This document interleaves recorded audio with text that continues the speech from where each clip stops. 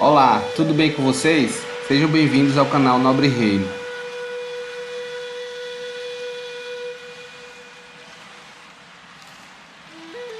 O Popol Vuh é o livro sagrado dos maias, que relata o mito da criação e expõe a evolução da humanidade com suas criações diversas e seus cataclismos sucessivos. No início, só emergiam do caos primitivo o céu e a água. Nada havia senão a imobilidade e o silêncio da noite.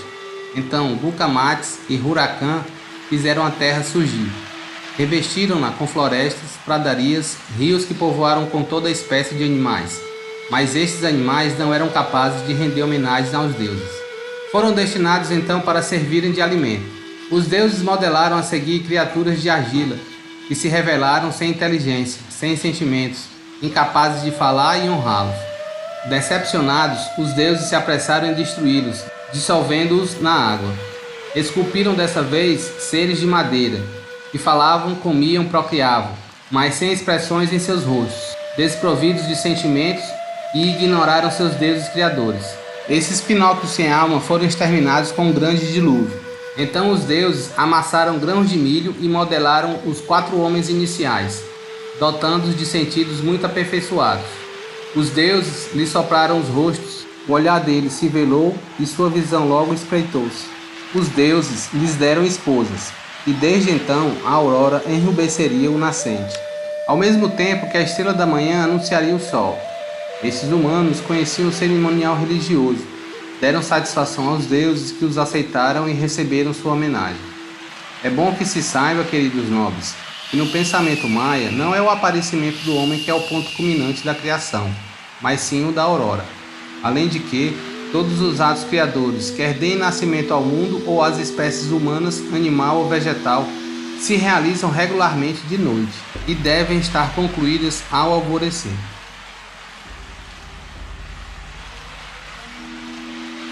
Os antigos maias eram observadores dos céus e, usando seus conhecimentos de astronomia e matemática, desenvolveram um dos sistemas de calendário mais precisos da história humana. Os antigos maias tinham fascínio por ciclos do tempo. Os calendários acíclicos maias mais conhecidos são o Raab, o Tzolk'in e o calendário circular. E além desses, os maias desenvolveram o calendário da longa contagem, para datar cronologicamente eventos míticos e históricos. O ciclo de 13 Bactum do calendário da longa contagem maia mede 1.872 milhões de dias, ou 5.125.366 anos tropicais. Este é um dos ciclos mais longos encontrados no sistema de calendário maia, e que terminaria no solstício de inverno de 21 de dezembro de 2012. O ciclo Raab é de 365 dias e aproxima-se ao ano solar. Esse calendário tem 19 meses, composto de 18 meses de 20 dias e um mês de 5 dias. Esse mês se chama Wayeb, e assim 18 vezes 20 mais 5 é igual a 365 dias. Os agricultores maias de Yucatán, no México, realizam oferendas e cerimônias nos mesmos meses todos os anos, seguindo um ciclo de Raab de 365 dias, enquanto que os maias das terras altas da Guatemala realizam cerimônias e rituais especiais durante o mês Raab e Wayeb, um curto mês de 5 dias. O calendário sagrado maia é chamado Tzolk'in e não é dividido em meses. Em vez disso, é feito a partir de uma sucessão de glifos de 20 dias em combinação com números de 1 a 13, produzindo assim 260 dias únicos, pois em seus cálculos, 20 vezes 13 é igual a 260. O comprimento do Tzolk'in corresponde a 9 ciclos lunares e ao período gestacional dos humanos. O calendário também está relacionado com os movimentos do Sol em seu zênite 2 vezes por ano e o ciclo crescente do milho. A cada 260 dias, os Ajab, guardiões do calendário, o usam para guiar suas comunidades, celebram uma cerimônia de Ano Novo e recebem outro ciclo num sagrado calendário Tzolk'in. Durante essa cerimônia, novos guardiões dos dias do calendário são iniciados, enquanto o calendário Xolquej é impresso e usado diariamente por muitas pessoas nas terras altas da Guatemala. Nos dias atuais, calendários Tzolk'in impressos são populares em Yucatán. A rodada do calendário é feita a partir do entrelaçamento dos calendários Tzolk'in e Raab. Qualquer combinação de um dia Tzolk'in com um dia Raab não se repetirá até que 52 períodos de 365 dias se passarem. Os maias acreditam que quando uma pessoa chega aos 52 anos, ela satisfaz a sabedoria especial de um ancião. Qualquer evento histórico ou mítico que se estendesse por mais de 52 anos exigia que os antigos maias usassem um calendário adicional, o calendário de contagem longa, cujo seu sistema conta com 5 ciclos de tempo, se assemelhando ao sistema de calendário gregoriano que conta dias, meses, anos, séculos e milênios. O sistema maia também faz isso, mas a diferença está no nome e magnitude dos vários ciclos. Como a matemática maia, o sistema de calendário da contagem longa conta até os 20 anos, e sua exceção está no terceiro ciclo, porque pelos cálculos maias, 18 vezes 20, que equivale a 360, aproxima-se mais de um ciclo Raab ou ciclo solar de 365 dias, em vez de multiplicar 20 vezes 20, o que equivale a 400 dias. Além dos 5 ciclos, uma rodada completa do calendário de contagem longa inclui datas do calendário Raab e calendário Tzolk'in. O calendário gregoriano conta os dias cronologicamente, começando com o nascimento de Cristo. Já o calendário maia de longa contagem também conta dias cronologicamente, começando com a data de criação mítica, que corresponde a 11 de agosto de 3114 a.C. E nesta data, o Sol estava em seu zênite ao meio-dia, e a constelação maia da Tartaruga, que é Órion para nós, estava na posição Nadir, considerada o submundo. O atual ciclo do calendário da contagem longa atingiria novamente a data de criação mítica durante o solstício de inverno em 21 de dezembro de 2012, e que essa notícia gerou um alarme para uma série de pessoas que acreditaram supostamente em uma iminente catástrofe, conforme a interpretação feita do calendário maia. Todavia, queridos nobres, o mundo não acabou e estamos todos bem, porque o encontro dessa data de previsão decorreu de uma interpretação errônea dos glifos maia, e uma releitura indicou que era apenas o início de um novo ciclo, uma nova era, afastando assim o equívoco, sugerindo não o fim dos tempos, mas o fim de um período e que, na verdade, era um ciclo de repetição, tal como a mudança de séculos na era moderna. O calendário da contagem longa identifica uma data contando o número de dias desde a criação maia, ou 11 de agosto de 3114 a.C. no calendário gregoriano proléptico, ou 6 de setembro no calendário juliano. Mas em vez de usar um esquema de base 10 como a numeração ocidental, os dias do calendário de longa contagem eram registrados em um esquema de base 20 modificado.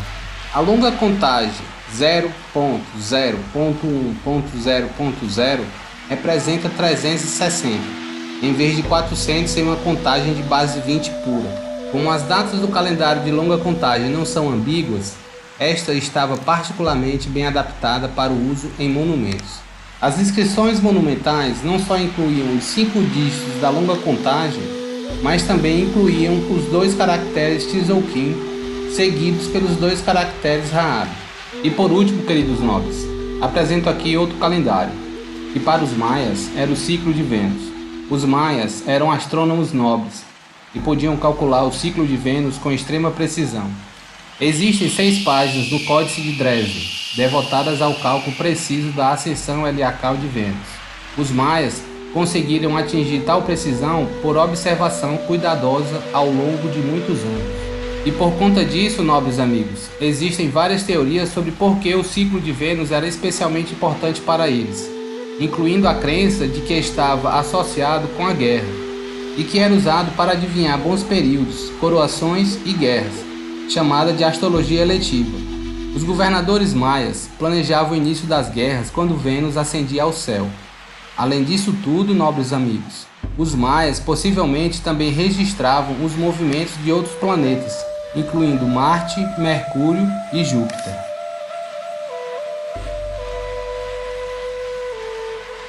Os maias, como já citado, queridos nobres, foi uma poderosa civilização pré-colombiana. que prosperou entre 600 e 800 anos depois de Cristo. Eles eram alfabetizados, tinham uma linguagem complexa, incluindo pictogramas, glifos e representações fonéticas. Eles até produziram livros chamados códices, alguns dos quais foram relatados para detalhar 800 anos de sua história. No entanto, nobres amigos, com medo de que o conteúdo desses livros pudesse interferir em sua missão, os missionários franciscanos de meados do século XVI da Espanha destruíram quase todos esses códices durante sua conquista sistemática e colonização da América do Sul. Hoje, apenas 3 ou 4 desses documentos importantes permanecem, mas mesmo estes fornecem uma visão inestimável sobre o mundo maia. Durante anos, pensou-se que os códices eram feitos de fibra maguey, uma espécie de planta, mas em 1910 descobriu-se que eles eram feitos a partir da casca interna das figueiras.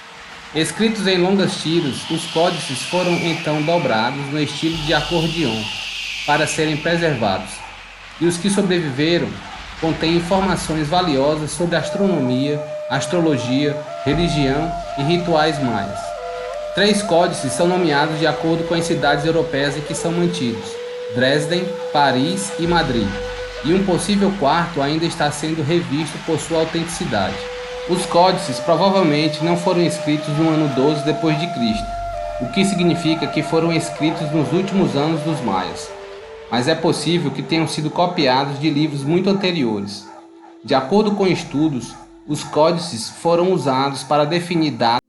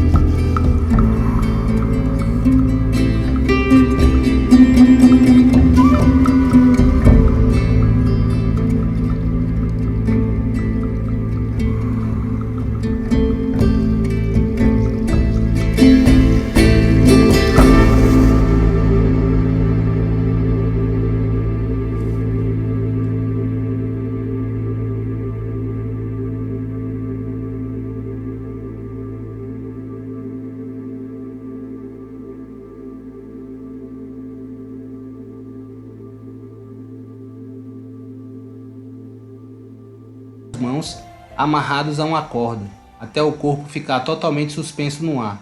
E por vezes eram adicionados pesos de pedra aos tornozelos ou ainda chicoteava-se a vítima durante o interrogatório.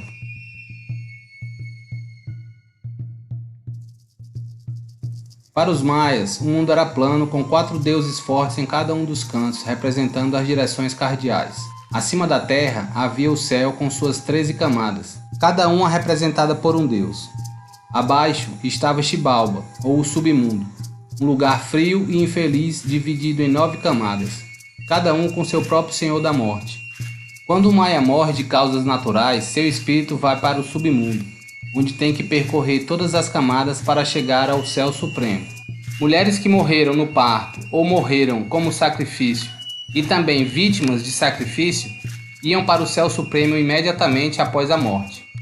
Os maias eram animistas em suas crenças, isto é, eles acreditavam que tudo estava imbuído de uma essência ou força espiritual, incluindo objetos inanimados como rochas e água, e que essas essências deveriam ser honradas e reconhecidas. Os deuses eram as forças espirituais supremas, mas mesmo a essência espiritual de uma árvore ou até de um sapo merecia respeito. Todo maia tinha um guia espiritual, um ayobi, que poderia aparecer como um animal ou em um sonho, a fim de ajudar essa pessoa na vida. E sendo assim, queridos nobres, para os maias, o mundo inteiro em que viviam estava cheio de forças espirituais, e que em algumas vezes exigiam a paz ou poderiam ser úteis. A ideia maia de tempo era cíclica, ciclos de criação e de destruição, de estações, de rituais e eventos, de vida e morte. E quando morriam, acreditava-se que eles haviam se mudado, não terminado para sempre. O milho era de importância tão central para os maias que o ciclo de vida da planta está no centro de sua religião, assim como o próprio deus do milho. Toda a vida maia estava intimamente ligada a ciclos e ligadas à centralidade dos calendários. Os sacerdotes acompanhavam de perto todos os ciclos importantes para a vida maia. Eram eles que mantinham os calendários, o do ciclo solar com seus 365 dias, o calendário sagrado de 260 dias e o da longa contagem. Eles interpretavam os ciclos procurando pistas para o futuro e inspiração profética. Os sacerdotes determinavam os dias propícios para rituais e cerimônias religiosas. E esses mesmos sacerdotes que acompanhavam os ciclos e calendários eram matemáticos e astrônomos especializados. Os ciclos planetários foram rastreados para reconhecer padrões, que eles então transmitiriam ao rei da cidade. Os maias acreditavam que os deuses deram significado aos padrões celestes, a partir dos quais seus sacerdotes podiam prever o futuro.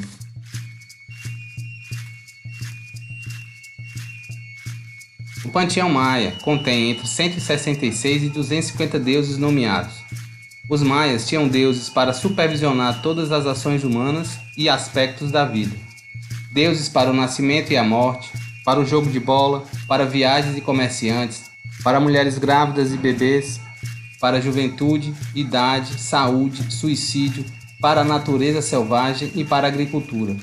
Com Deus do trovão e do milho, deuses criadores e da destruição, deuses da morte e deuses do céu.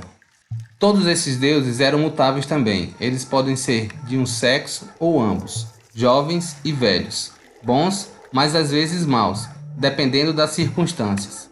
Os maias viam seus deuses agirem em todos os eventos, porque acreditavam que tudo estava imbuído em diferentes graus com poder invisível ou qualidade sagrada. Curiosamente, os maias não concederam a muitos de seus deuses com características piedosas na maioria das vezes. Em essência, as divindades maias eram tratadas como entidades sobrenaturais, que, embora poderosas, também podiam ser enganadas e até mortas pelos mortais astutos. De qualquer forma, as principais fontes que citam a existência desse panteão pertencem ao Códice de Madrid e ao Códice de Dresden, dois dos livros maias pré-colombianos datados de cerca de 900 a 1550 d.C., como também o Popol Vuh, um texto sagrado maia que abrange mitos da criação. Esse complexo panteão de divindades eram adorados e a eles se ofereciam sacrifícios humanos. Acreditava-se que os governantes eram descendentes dos deuses e seu sangue era o sacrifício ideal, seja através da sangria pessoal ou do sacrifício de cativos de sangue real. Como todos os mitos sobre deuses e deusas, a mitologia criteriosa maia discute conexões com o ser de outros reinos que vieram à Terra para semear o planeta. Sacerdotes e reis mesoamericanos às vezes usavam o nome de uma divindade com a que estavam associados. Portanto, nobres amigos, os nomes de alguns deuses como Kukulkan e Quetzalcoatl são nomes de pessoas históricas. O panteão dos deuses e deusas maia é uma matriz de divindades antropomórficas e personificadas, que eram frequentemente associadas a forças espirituais animistas. De acordo com os registros coloniais, havia uma hierarquia dos deuses, coentizando no topo como o Criador, o deus da chuva, a deusa da fertilidade e os deuses da morte. A complexidade desse panteão maia pode em parte ser atribuída à forma como a sociedade maia foi organizada. Ao contrário dos astecas, que foram capazes de integrar toda a sua esfera cultural em um único estado, os maias não foram capazes de fazê-lo. Em vez disso, a civilização maia era uma colcha de retalhos de entidades políticas vagamente confederadas. Cada comunidade maia era livre para interpretar sua religião da maneira que melhor lhes fosse. Como consequência, os nomes e até mesmo a natureza das divindades maias mudavam de acordo com o espaço e o tempo. Além disso, enquanto o panteão asteca estava sendo montado já no período colonial, foi apenas durante o século XX que a atenção foi atraída pela primeira vez para a dos maias. A maioria dessas divindades influenciam os ciclos do calendário, subindo ao poder várias vezes a qualquer momento. O destino final de cada maia repousa na data de seu nascimento. A ação racional neste universo exige uma avaliação de quais deuses estão em ascensão a qualquer momento. A complexidade do calendário permite que muitos deuses reinem simultaneamente. No entanto, não há garantia de que suas disposições serão consistentes, ou que a vida de alguém está isenta do sacrifício humano. Era imperativo que os deuses maias que influenciaram o universo fossem apaziguados. Cada maia concebeu seu cosmos como uma série de níveis sobrepostos. 13 níveis celestiais, 9 níveis do submundo e a Terra no meio. Uma grande árvore cósmica, a Grande Mãe, uniu os níveis do cosmos, e apenas os deuses e espíritos de xamãs ou reis poderosos poderiam transitar pelo seu tronco. Os deuses maias eram o coração e a alma de uma civilização notável, orgulhosos de sua habilidade em astronomia, matemática e construção. A consciência de suas próprias inadequações diante dessas forças é esmagadora. Ele tenta definir, mesmo apaziguar, as forças que ele não pode controlar totalmente. Se seus deuses pareciam benevolentes ou sedentos de sangue, os maias adoravam e serviam suas divindades sem questionar.